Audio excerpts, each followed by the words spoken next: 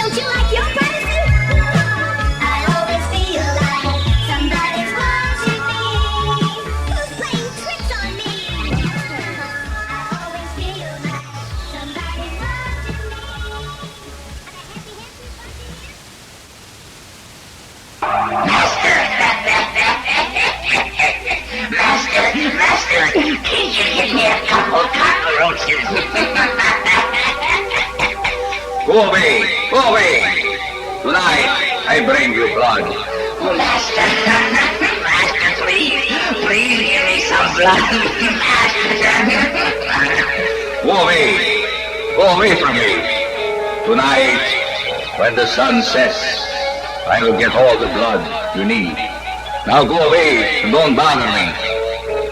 Go away! Master, please. I want some blood, Master. Please, Master. Go away, I tell you. Now we are home, my friends. Come closer to me. Come closer. 25 years ago, in Transylvania, they tried to stop me. I can still hear the stake going through my heart as I lie in my coffin, listening. You will hear it too.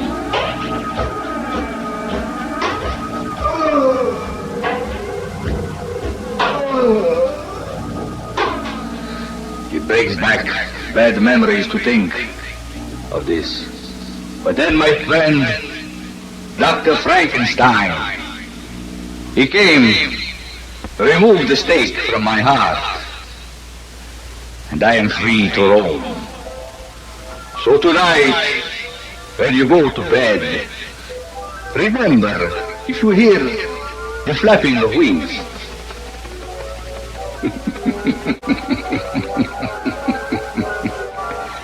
you will know I am outside your door.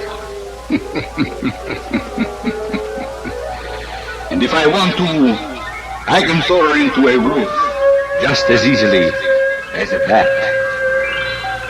Remember, don't have any mirrors hanging on the wall. And please, don't keep a crucifixion by, because I get awfully frightened when I see that. Please beware. Please take care. Close all your windows at night, or I might come to see you next time.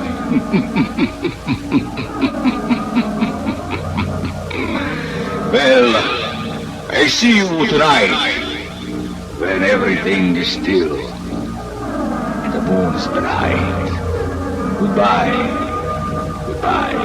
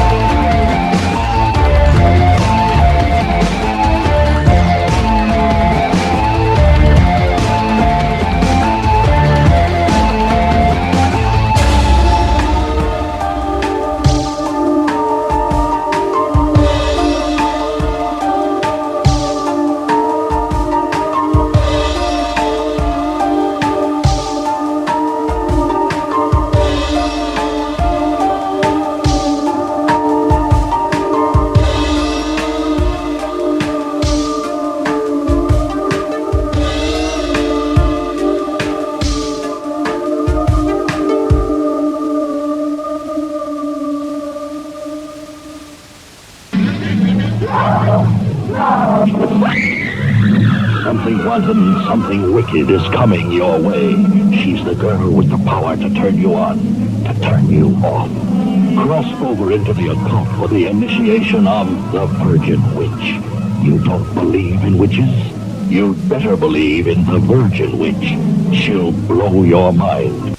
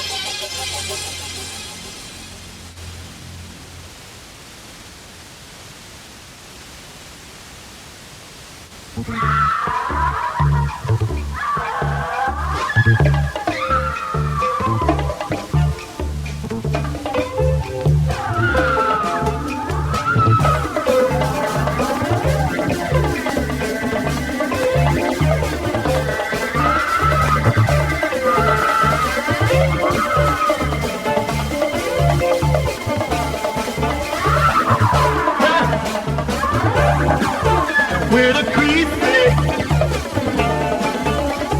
where the undertaker with that honeymoon in the funeral parlor. They drink some graveyard wine, they just some little wine juice and a 8:45. All hell broke loose. Everywhere, take it round and around. Take it through the crazy of people and here it goes now. Lord, self-pit.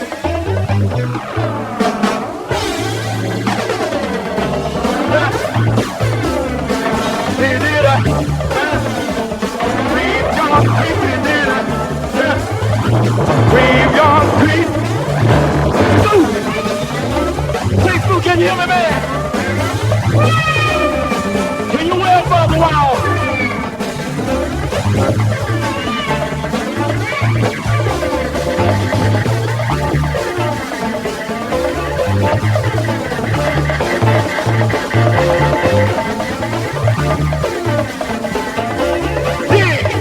There's smoke everywhere, dancing around and around. Dancing the food and the pain and the beat of the nearest sound.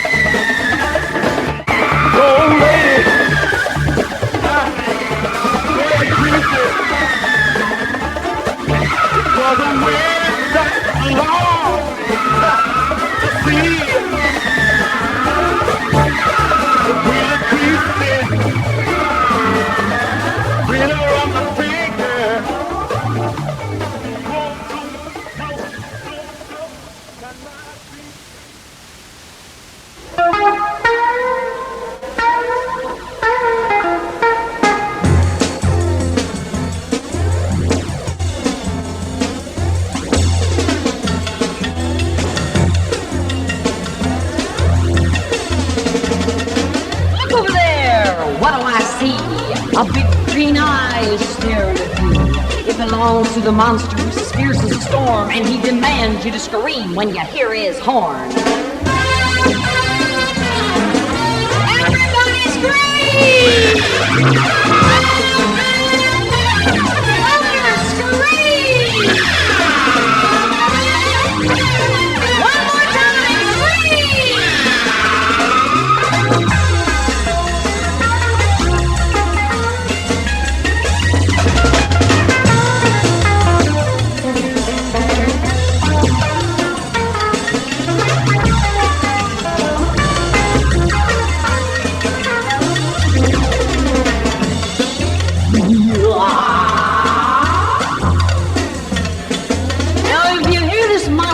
Playing this tune, you better start screaming and do it soon.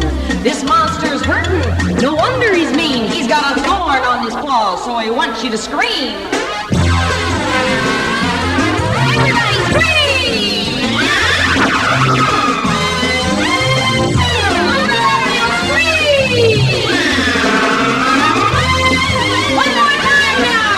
Scream!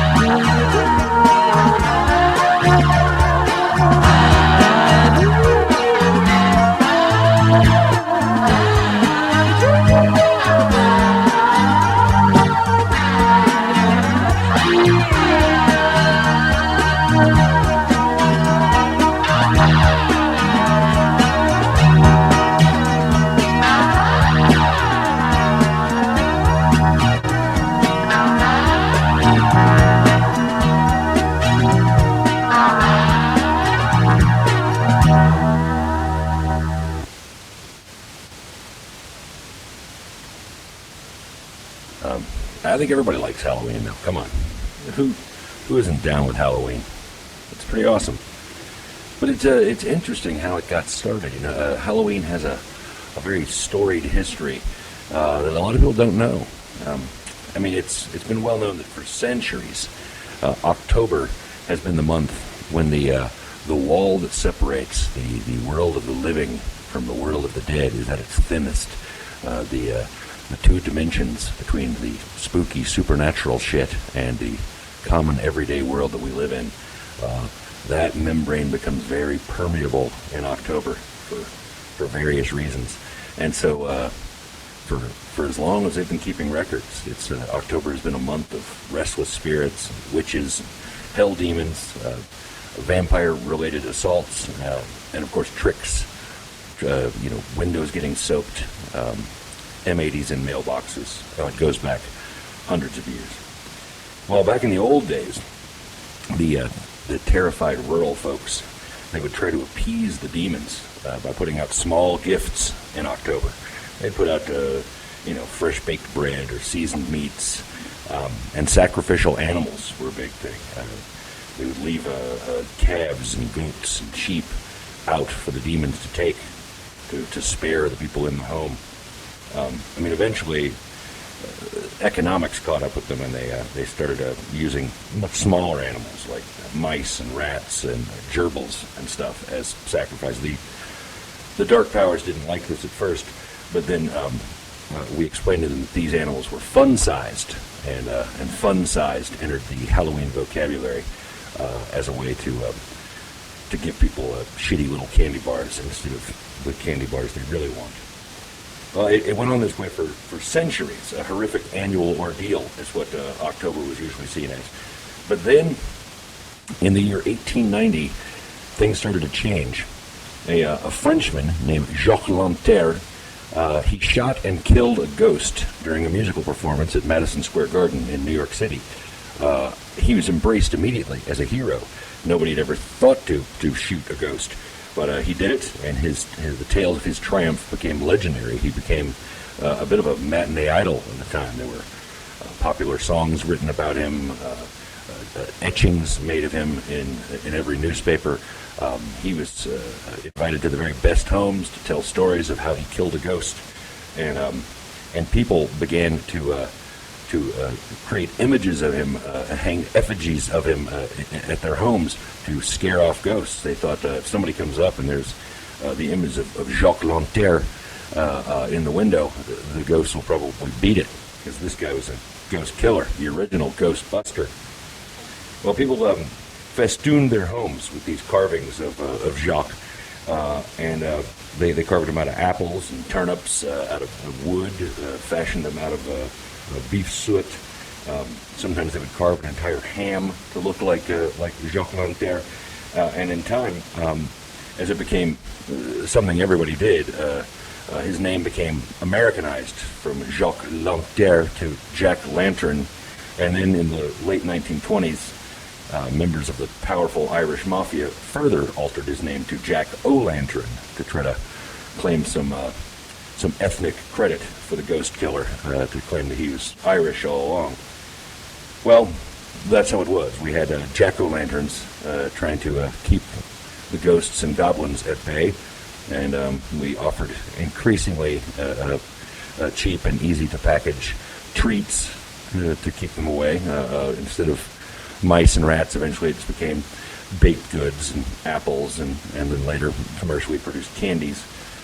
And it went on this way for most of the 20th century until 1965, when Lyndon Baines Johnson, America's only openly Satanist president, in association with the California Church of Satan and Anton LaVey, he brokered a deal with the dark forces to limit spooky activities only to the last day of October. Instead of the whole month being a reign of terror, it would just be the last day of October. Making the exception, of course, that it could be the last 2 days of October in the city of Detroit, where the ghosts and goblins were heavily invested in the auto industry. So yeah, 1 day a year instead of a whole month, 2 days in Detroit. And that same year, in 1965, the powerful and corrupt pumpkin growers lobby managed to insert a line into the 1965 Civil Rights Act, declaring that only pumpkins could be used for the construction of jack-o'-lanterns.